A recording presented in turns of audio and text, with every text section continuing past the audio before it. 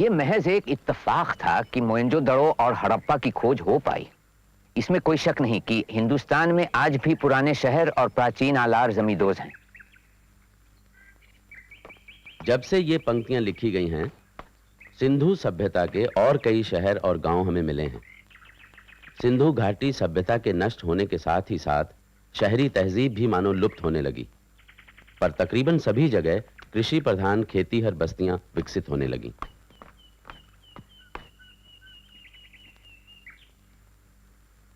आर्य लोग हिंदुस्तान में 5-6 हजार या शायद इससे भी ज्यादा बरस पहले आए होंगे। कई सदियों तक उत्तर पश्चिम के पहाड़ों से कबीले पे कबीले, कुनबे पे कुनबे, लहर पे लहर सैकड़ों बरस तक आते रहे होंगे। शायद पहले उन्हें सिंधु घाटी तहजीब वालों ने और दूसरों ने भी रोका, मगर फिर उस सैलाब को रोक पाना उनके लिए नामुमकिन हो गया। क्या आप उन्हें पहाड़ी दर्रों से नीचे अनजान मैदानों में उतरते हुए नहीं देख पाते? ईसा से 2000 से 1000 साल पूर्व के दौरान उपमहाद्वीप के सभी हिस्सों में विकसित ग्रामीण संस्कृति के कई प्रमाण मिले हैं। ग्रामीण खेतीहर समाज पर पशुपालक योद्धाओं के आक्रमण से वैदिक संस्कृति का पहला विस्तार हुआ। पराजित ग्रामीण समाज ने वैदिक योद्धाओं की भाषा अपनाई।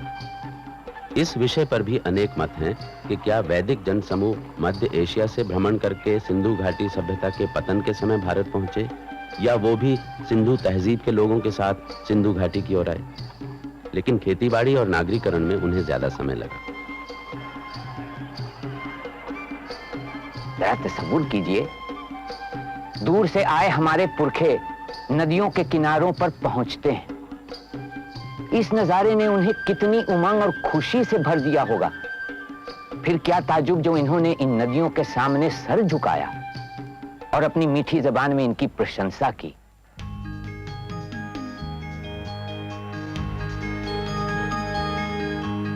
हे जल, हे उदक, नीर है, सुख स्रोत है, हमें बल दो, ऊर्जा दो, महान आनंद दो।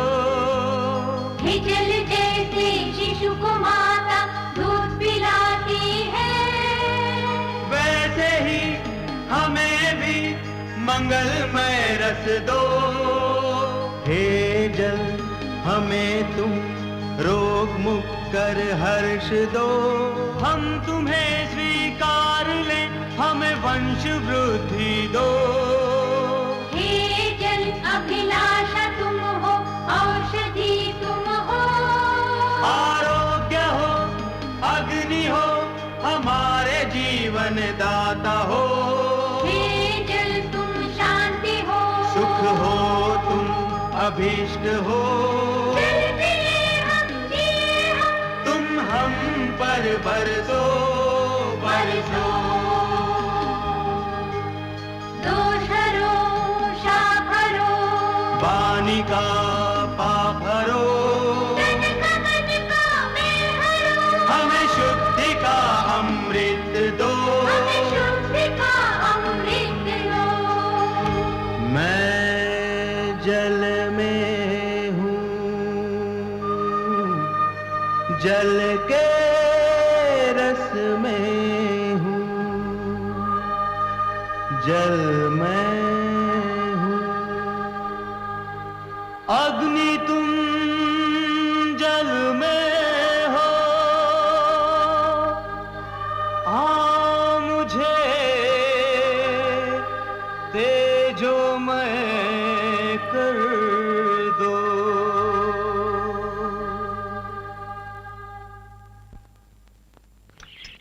हम यहीं पर डेरा डालेंगे। मुझे याद है, बरसों पहले हम यहीं अपने मवेशी चराने लाए। 7 नदियों वाली ये धरती तुम्हें अच्छी लगी सुतेजा? क्या तुम अब भी सोचते हो कि मैं तुम्हें बिना मतलब इधर उधर लिए जा रहा था? तात, आपकी जिद की वजह से हम सब लोग यहाँ हैं, वरना कबीले वाले इस यात्रा की तकलीफ कहाँ बर्दाश्त कर पाते? क्यों? मैंने जो फैसला किया है उस पर यकीन करो। बिना कोशिश किए कुछ नहीं मिलता। पशुपालक धीमे धीमे नहीं फैलते, बल्कि तीर की तरह तेजी से बढ़ते हैं। नई जगह पर बसने से पहले खोज यात्राएं होती हैं, जिनमें चरागाहों की खोज के साथ साथ धन संपदा के अड्डे भी खोजे जाते हैं। और ये पशुपालक बाद में उन अड्डों को लूटते हैं और पशुओं को वसूली में हथियाते हैं। वैदिक लोगों का फैलाव इन सभी मिले जुले उद्देश्यों से ही हुआ होगा। क्या हुआ? तुम्हें ये मवेशी कहां से मिले? हम अपने रास्ते पर जा रहे थे सरदार, बीच में असरों का एक गांव पड़ा। हमने उन पर हमला किया और इन मवेशियों पर कब्जा कर लिया। अच्छा हुआ, अब हमारे पास अधिक पशु हो जाएंगे। किंतु हम इन जानवरों का करेंगे क्या? हड्डी और चमड़ी के ढांचे पर तो है ये। नहीं सुतेजा, हमारे मवेशियों की तुलना में इन मवेशियों में यहाँ की गर्मी सहने की अधिक शक्ति है। अब हम यहीं पड़ाव डालेंगे। प्रिय मेधा, इन पशुओं के लिए बाड़े का प्रबंध करो। अच्छा सरदार। मवेशियों और दासों में से हमें हिस्सा नहीं मिलेगा क्या? इंदुवर्चा, उतावली मत करो, हमेशा की तरह हर एक को उसका हिस्सा मिलेगा।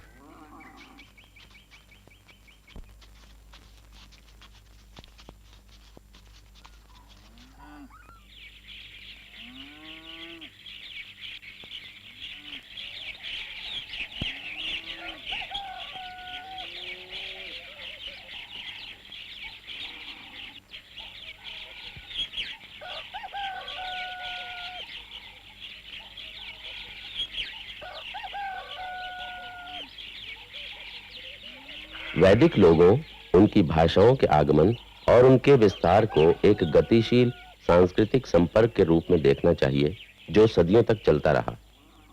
ये लकड़ी की पट्टिका माता है और ये ऊपर वाला काष्ठ छड़ पिता। दोनों मिलकर अग्नि को जन्म देते हैं। अब यही उचित समय है, तुम इन सब के अर्थ समझ लो और अपनी जिम्मेदारियों को महसूस करो। ओम भूर्भुवस्वरोम कृणत्स्व पाजा प्रसितिं न पृथ्वीं याहि राजेव अमवानि वेना।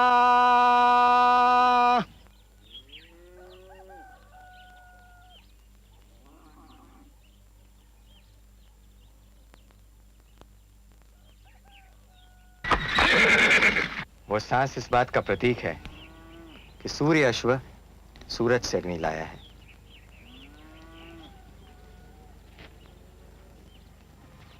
हे मन जैसे धन कामना से जन जुड़े हुए रथ का यश गाते हैं, हम भी वैसे ही कीर्तिमान शक्तिमान अग्नि के गुण गाए। अग्नि जो नायक है सहायक है, अग्नि जो अजर है सदा सुंदर है, आओ हम उस अग्नि को बुलाए। घर घर अग्नि देव प्रज्वलित होता है, रात के अंधेरे दिन के उजाले में आराधना पाता है। नहीं होता जिसके नियम का अपालन, आओ हम उस अग्नि को सजाए। अग्नि इंद्र सोमादि देवता रक्षक है, सहायक हैं वे हमारे पोषक हैं, तभी हम कभी नष्ट नहीं होंगे। आओ हम अपने शत्रु को हराए, आओ हम उस अग्नि को बुलाए।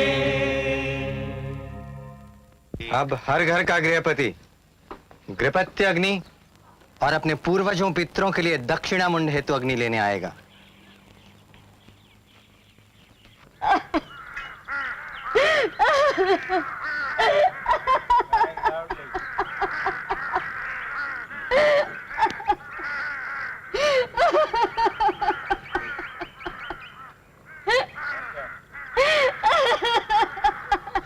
क्या हुआ?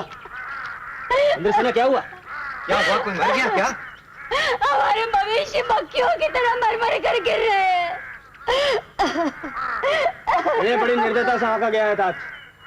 नहीं नहीं, ये सब गर्मी की वजह से हो रहा है। असुरों के पशु तो इसके आदी हैं। सोते जा, जाओ पता लगाओ आसपास कहीं मवेशी हैं या नहीं, वो तो पकड़ के ले आए।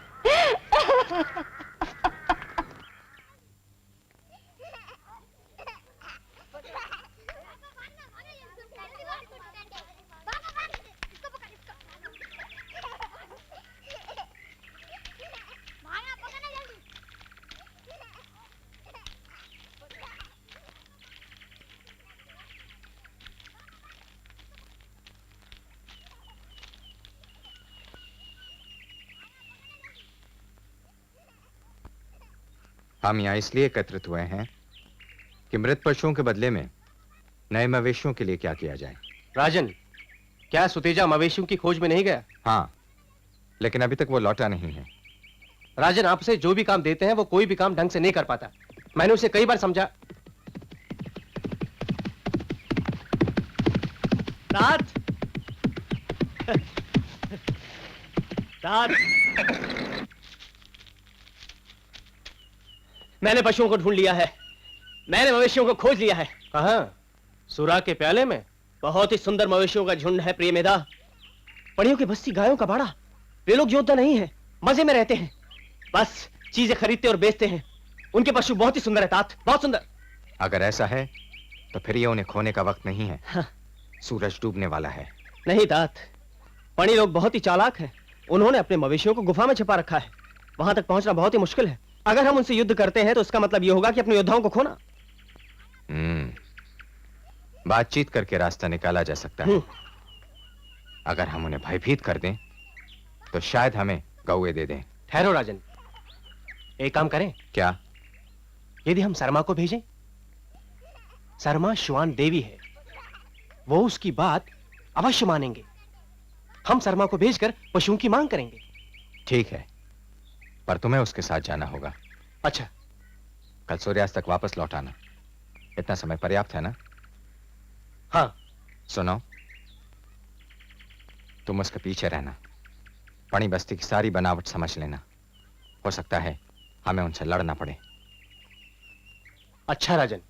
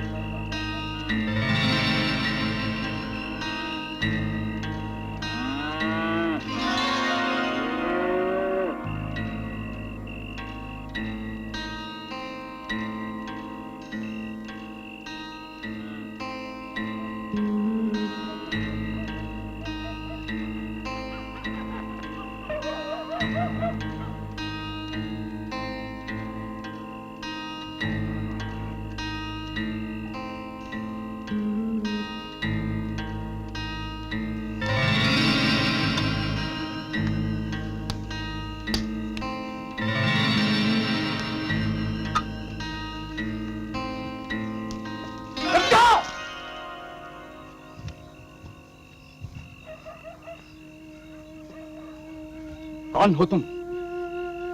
शर्मा। कहां से आई? इतना बड़ा फासला कैसे पार कर आई? रहा में बहती रसा सरिता कैसे पार कर आई? बता, कैसे आई? मैं शर्मा, इंद्र की भेजी हुई दूती। सुना है बहुत बड़ा गौधन है तुम्हारा, उसी को देखने चली आई। वो भी रात को, पार करके नदी की आकाश छूती लहर को। डर गई थी नदी हमसे, हरा दी उसने, चली आई। कौन है इंद्र ये जो स्वामी तुम्हारा? और कैसा श्वान बनकर घूमते हैं दूत जिसके? क्या उजाले से दहलता जी तुम्हारा? अच्छा किया जो इंद्र ने तुम्हें यहां भेजा। अगर वो खुद ही यहां आते तो मित्रता करते उनसे, स्वामी बनाते। संभलता नहीं है गोधन हमसे, सौंप देते, रात को आराम से सोते। क्यों? ना समझ पड़ियो। इंद्र सबको समझता है, छल कपट जानता है। आकाश छूती शिखर की ऊंचाइयां, पाताल तक पहुंची हुई गहराइयां रोक नहीं सकेंगी इंद्र को। आएगा पणियों, इंद्र तो आकर रहेगा। वो विनाशी, स्वयं अविनाशी, सुला देगा सभी को सदा। पैदा हुए हम पणी क्या सिर्फ सोने को? देखती है शस्त्रिया, कौन सा पल भर इधर दुश्मनों की लाश बिछाती उधर। जाओ, जाकर कह दो अपने इंद्र से, चाहता है गोए अगर तो आना होगा युद्ध करने इधर। मगर आना सभी जन से विदा लेकर, क्योंकि यहाँ से वापस लौट कर नहीं जाना है। बड़बड़ाती जीभ की खातिर है बहुत एक तीर, वीर का धक्का नहीं सह पाएगा नीचता के कर्म में डूबा हुआ ये शरीर।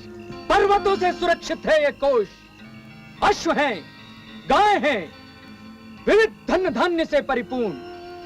गिरा है यह स्थान पणियों से, करेगा एक पल में चूर्ण। बेकार में आई है तू यहाँ शर्मा, जा फिक्र में होगी तेरी माँ।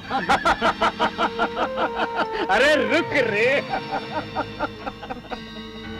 शर्मा, ये अंधेरी रात और तुम अकेली बालिका, नहीं लगता डर? भला होता यदि सोती वहां घर पर मां के गले लगकर। दास तू शर्मा, दास का जीवन कहां अपना? यदि वो चाहे जियो तो जीना, अन्यथा मरना। नहीं तुम दुश्मन हमारी, नहीं दुश्मन हो। सुनो शर्मा, तुम हमारी हो, तुम हमारी बहन हो, तुमको यहीं रहना। अरे इतना बड़ा गोधन, इसमें भाग है तुम्हारा, हो जाए बंटवारा, तुम्हारा भाग है सौंपते तुमको। स्वीकार है शर्मा बहन? कौन भाई, बहन भी कौन, मुझको ही संबंध नहीं स्वीकार। जानता है इंद्र, जाने अंगिरस, मैं जा रही हूं उन्हीं के पास। भ्रष्ट व्यवहार भी मुझको नहीं स्वीकार। प्राणों से है अगर प्यार तो भागो पणियों, भागो पर्वत के उस पार। अब पुजारन, व्यर्थ मत कर शब्द तू अपने यहाँ। जा, जाकर कह दे अपने स्वामियों से, इंद्र के अनुगामियों से, हम न देंगे पशु ने, अपने कभी भी पशु ने।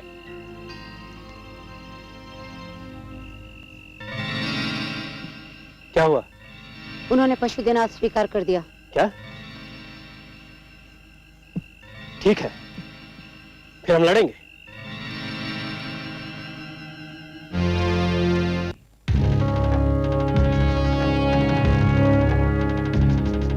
गायक गाता है इंद्र के लिए गाना, मंत्रों से करता साधक इंद्र की अर्चना। अपनी वाणी से करते हम इंद्र की आराधना। सूर्य ही इंद्र का नेत्र है, सर्वत्र देख पाता है। वही किरणों से मेघ पिघलाता, जल गिराता है।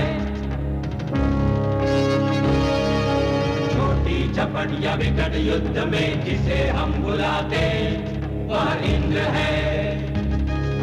शत्रु को हराने भेजते मित्र को हम, वही तो वज्रधारी इंद्र है।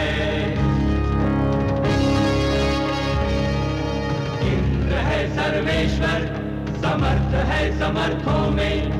चपल वेग से घुसता है अपनों में। जैसे बलशाली वृषभ वृष्टि वेग से घुसता है गौओं के झुंडों में। इंद्र तुम किसानों के धन धान के एकमेव स्वामी हो। हम सब दिशा से सबके इंद्र को बुलाते हैं। इंद्र तुम हमारे हो, हमारे ही रहो।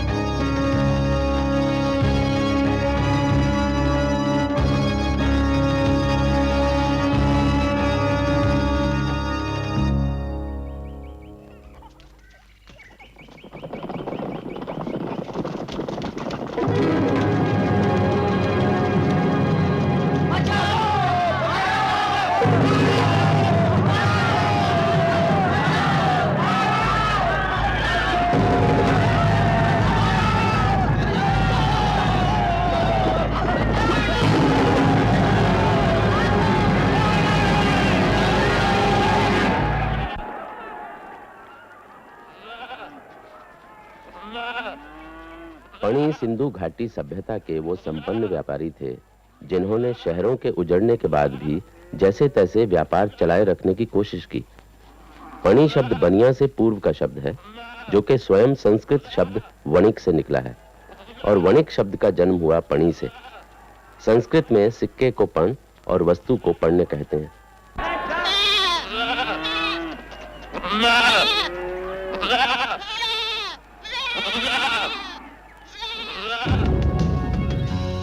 जिसने अहिवद कर सप्त सरिता बहाई, जिसने बलासुर की गुफा में बंद गौएं छुड़ाई, जिसने मेघोसी शिला के उदर में गाज की आग सजाई, सज्जनों सुनो वही शत्रुहर हमारा इंद्र है। सभी भुवनों को डरा कर जिसने कंपित कर दिया है, दास दल को रख गुफा में जिसने बंदी कर लिया है, जीता है लक्ष्य जिसने शिकारिया जुआरी सा, सज्जनों सुनो वही विजेता हमारा इंद्र है। जिसने 40 साल पहाड़ों में छिपे शंबर को मारा और अहंकारी अहिदानव को सोते में संघारा, त्रिलोक पर आरोहण करते रोहिण को प्रहारा, सज्जनों सुनो वही पराक्रमी हमारा इंद्र है।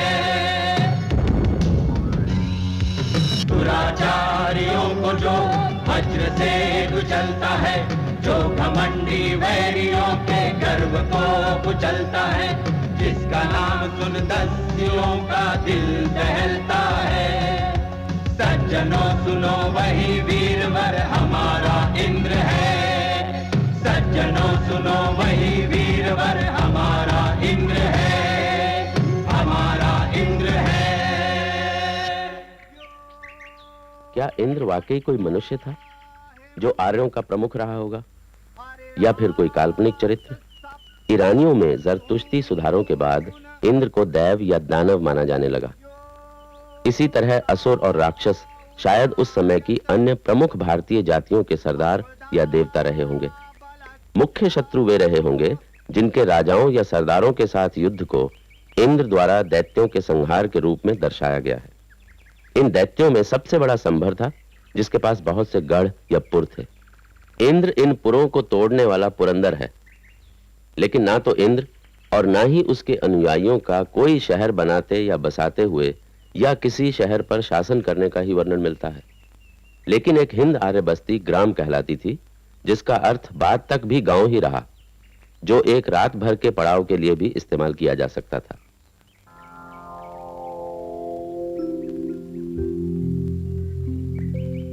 गाए आए हमारे घर रहे, रम जाए हमें सुख दे, हमें सुख दे। ये संतानवती माताएं भोर में इंद्र देव के लिए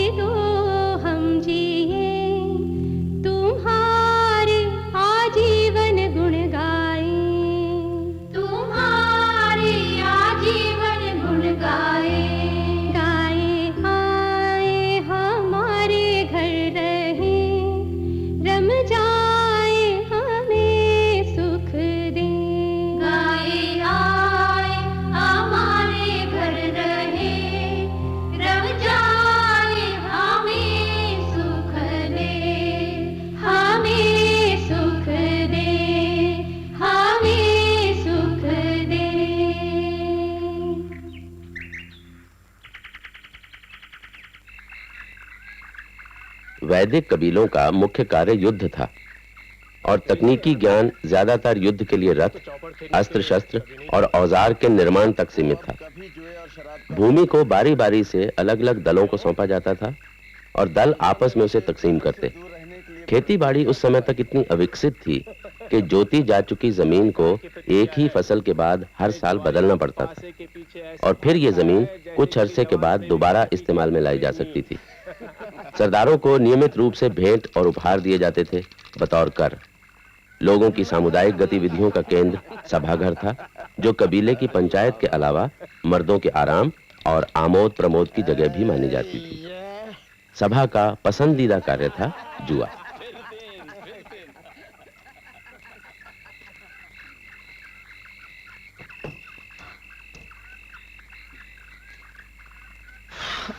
अब तुम कहाँ जा रहे हो? यहाँ बात उमस है, मैं जरा बाहर जाके स्वच्छ हवा खा के आता हूँ। मैं सब जानती हूँ तुम कहाँ जा रहे हो। तुम क्या समझते हो मुझे कुछ पता नहीं? मत भूलो कि तुमने अपने पिता के सामने प्रतिज्ञा की थी।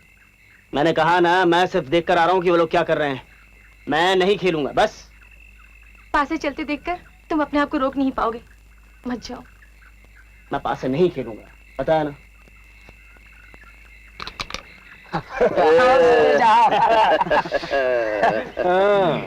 अंत तो गत्वा तुम आ ही गए। सुतेजा, कोई भी प्रतिज्ञा, कोई भी शपथ इससे बढ़कर नहीं है। नहीं है। सुतेजा, तुमने तो कसम खाई थी। एक बार इंदुवर्षा, आज मुझे लग रहा है कि मेरा भाग्य मेरे साथ है। लाओ पासे। तो फिर लो।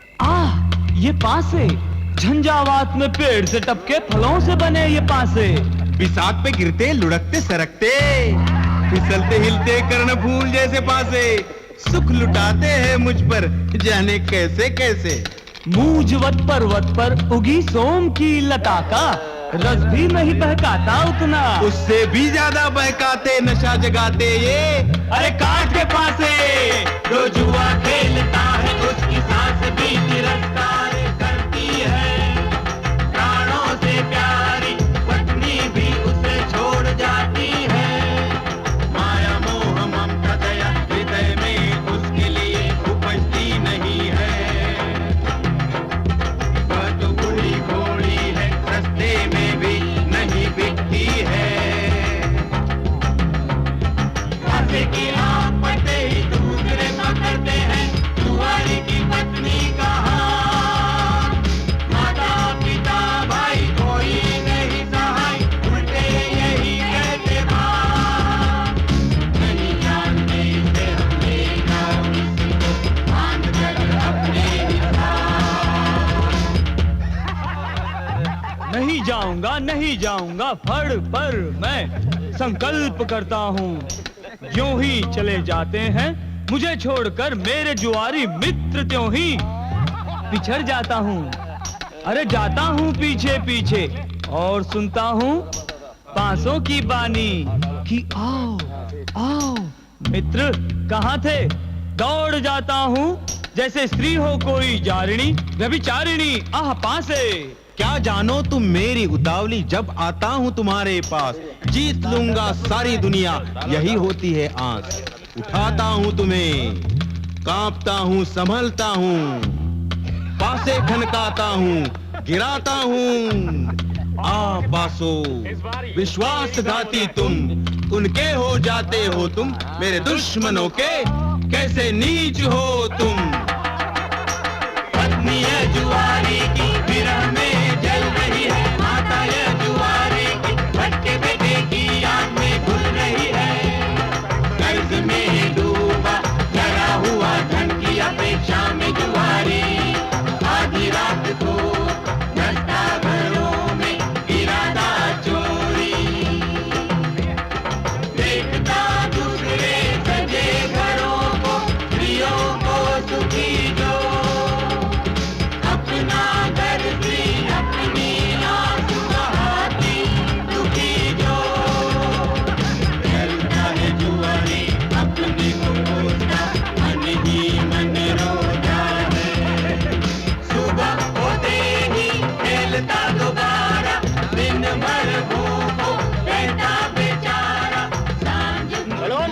जीतना। चलो घर वापस चलो सुतेजा। मैंने तुम्हें यहाँ आने के लिए मना किया था। मैं बच्चा नहीं हूँ, मैं अपना भला बुरा बच्चा अच्छी तरह समझता हूँ। तुम जाओ। तेजा, वो संभाल के बोलो। ब्रजबंधु तुम्हारे पिता ही नहीं, हमारे सरदार भी हैं। चुप। तेजा, ना तुम्हें लज्जा आती है और ना कर्तव्यों का ज्ञान है। पिता के शब्द कोई अर्थ नहीं रखते तुम्हारे लिए। उठो, जाओ उनके साथ। नहीं जाऊंगा, नहीं जाऊंगा। लेकिन कोई क्या बिगाड़ लेता है मेरा? अरे तेजा उठ, और तो मुझे। अरे तेजा, अरे तुमने मुझे मारो। तेजा, अरे मुझे हट जाओ। तेजा, तेजा, तेजा।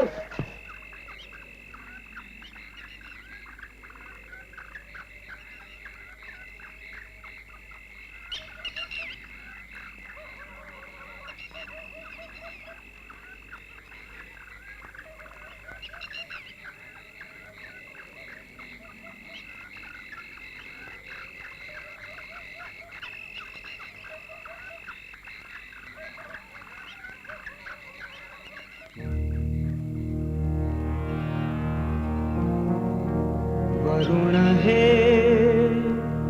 पूछता मैं स्वयं से, मैंने किया है पाप कौन सा। पूछा मैंने विद्वज्जनों से, कहते हैं वे एक स्वर में, तुझसे निश्चय ही रुष्ट है। वरुण यह कोप उसका।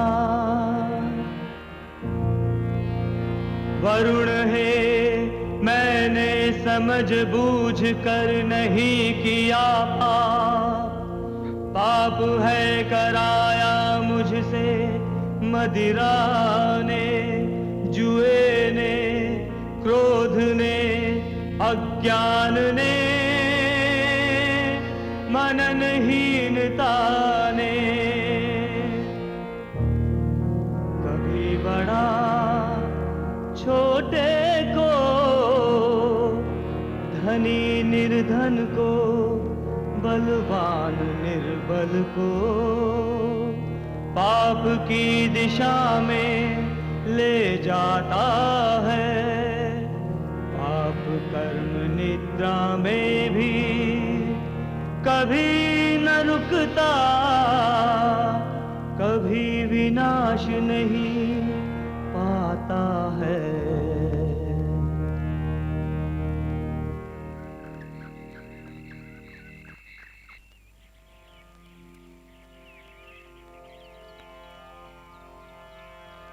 आती है, आती है, देखो उषा आती है।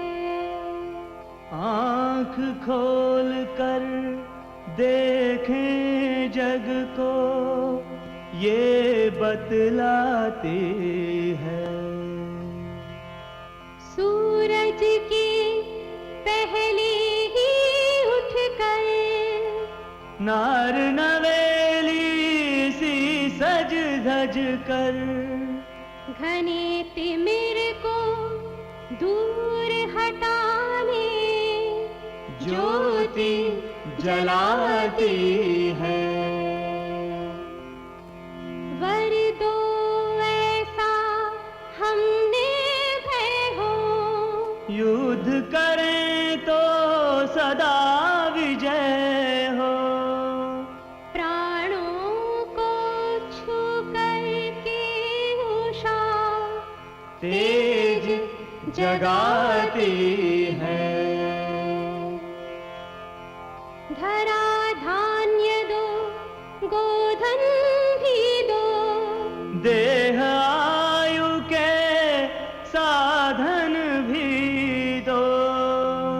किरणों से नहला कर उषा मन चमकाती है। आती है, आती है, देखो उषा आती है।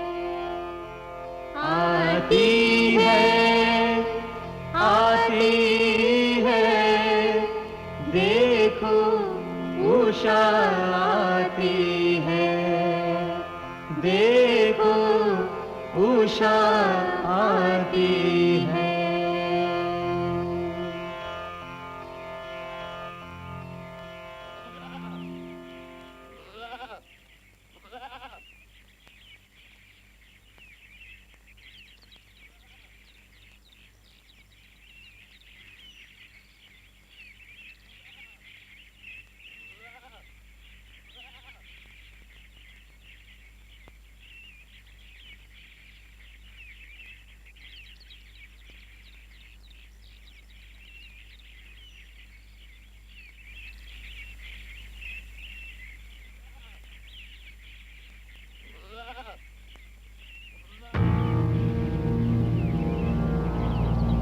हे अग्ने आहुति का अन्न लो, कीर्तिमयी देव प्रिय स्तुति लो।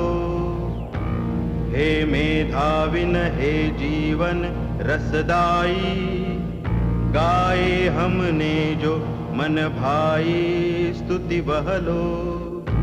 हे अग्ने लोक में बंधु कौन है, यज्ञ कौन है, किसके आश्रित तुम कौन हो।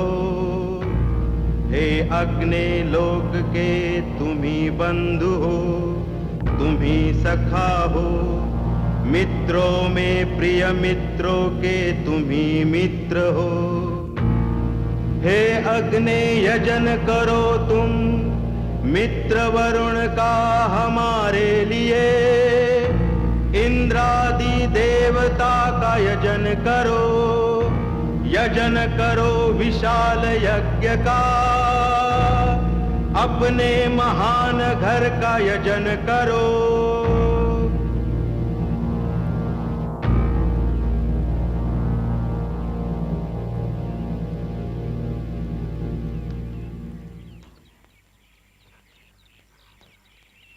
इंदुमती, अंशुमती,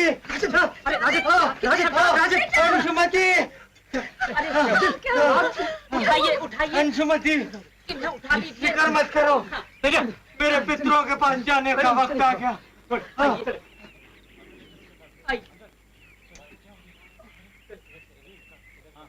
जल्दी चलो, जल्दी वहाँ कुटिया के अंदर, जल्दी चलिए चलिए।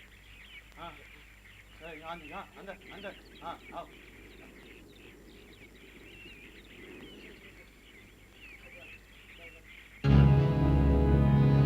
ओ पिता परम व्योम में अपने पितरों से मिलो, यम से मिलो, पुण्य कर्म के इष्ट फल से मिलो। पाप मुक्त होकर अपने घर लौटो, नव गरिमामय तेजस्वी देह से मिलो। हे यम अपने मार्गदर्शक गृह रक्षक चतुर्द्रक, दोनों श्वानों को मृतक की रक्षा का आदेश दो। मृतक का कल्याण करो, मृतक को आरोग्य दो। हे अग्नि इसके जन्म रहित अंश को अपने तेज से तपाओ। फैलाओ अपने को पवित्र ज्वालाओ, जलाओ जलाओ। हे जानकार अग्नि अपनी मंगलमय मूर्ति से इसे पुण्यशील लोकों में ले जाओ। पुण्यशील लोकों में ले जाओ, पुण्यशील लोकों में ले जाओ।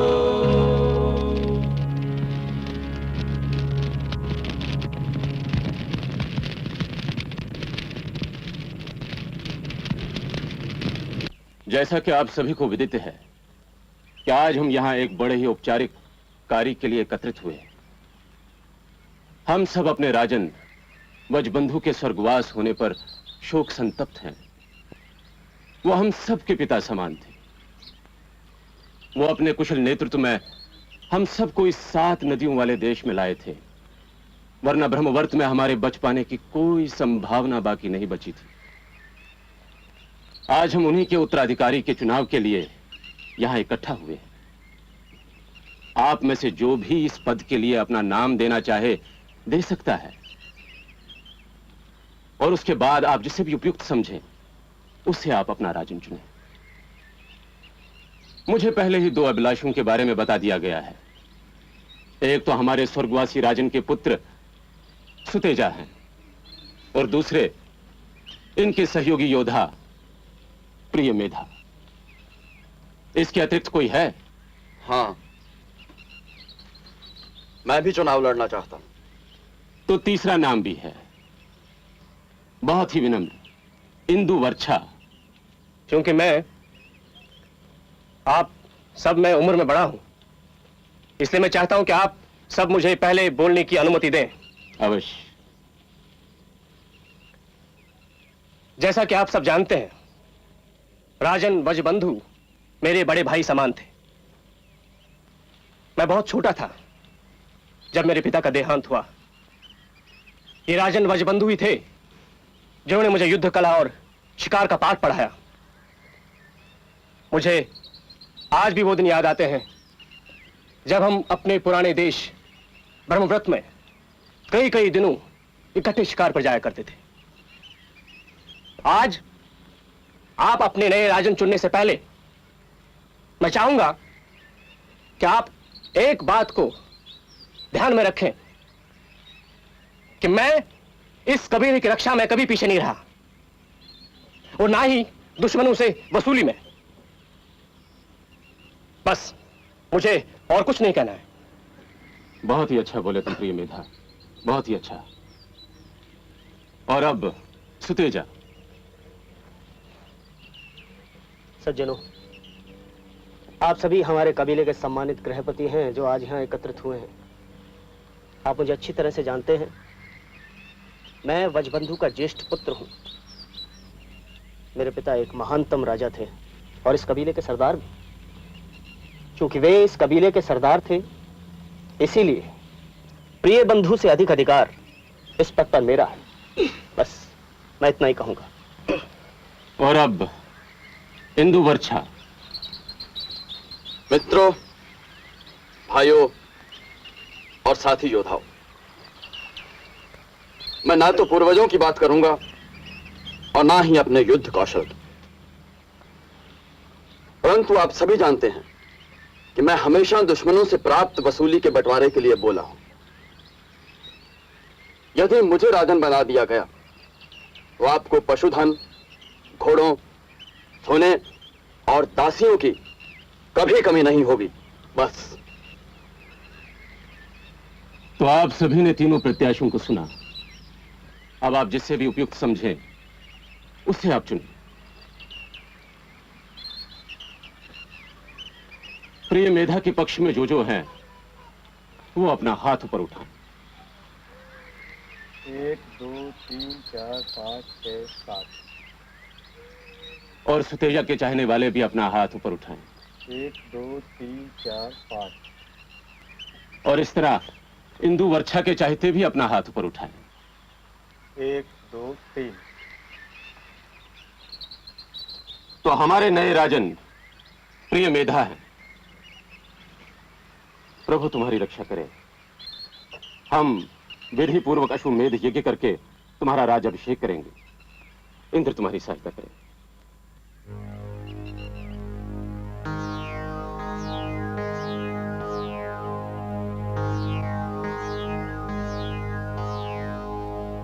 अश्व है अंतरिक्ष के आदि जल में उदित हुए तुम, आए थे हिनहिनाते, तुम्हारा जन्म भी महान।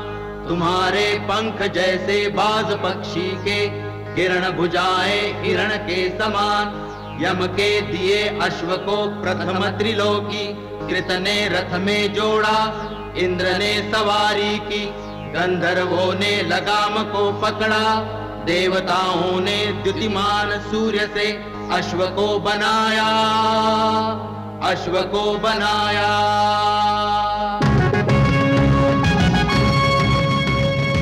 अश्व है दौड़ता रथ तेरे पीछे, चलता है मनुष्य उसके पीछे, चली जा रही सुहागिने पीछे, गोधन उनके भी पीछे। रथधारी तेरी मैत्री की करे चाहना, देवता करते चलते तेरी सराहना। चला जा रहा अश्व बलशाली, दिव्य मन में अपने ध्यान धरता, आता है बलि के स्थल पर। अश्व का बंधु अजलाया जाता, अनुगमन करता है सबसे पीछे, कवियों ज्ञानियों का दल गाता गाता। जाओ अश्व तुम जाओ, माता पिता के पास जाओ, परम धाम पाओ, पाओ देवताओं का स्तवन, हविर्दाता को धन संपदा दिलाओ।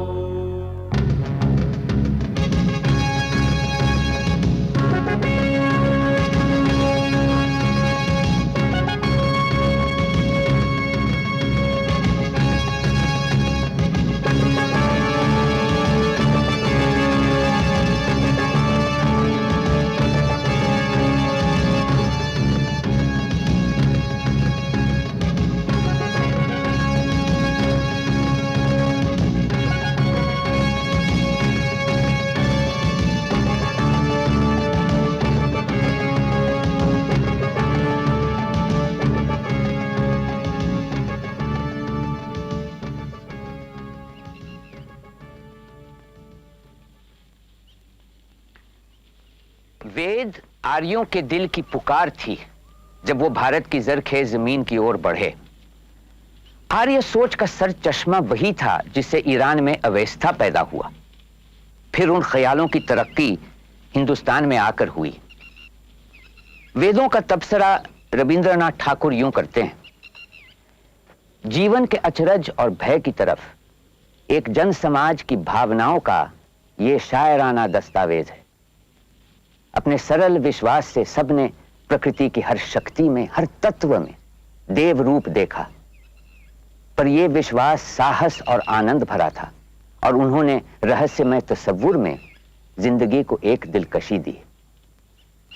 लेकिन ऋग्वेद खुद सदियों की सोच और सभ्यता के विकास का सार है, जिस दौरान सिंधु घाटी तहजीब और कई दूसरी तहजीबें फली फूली। इसलिए ऋग्वेद में ये जो अर्पण है वो मुनासिब लगता है। हे ऋत्विज, हे पूर्वज, हे आद्य मार्गान्वेषी, वंदन है।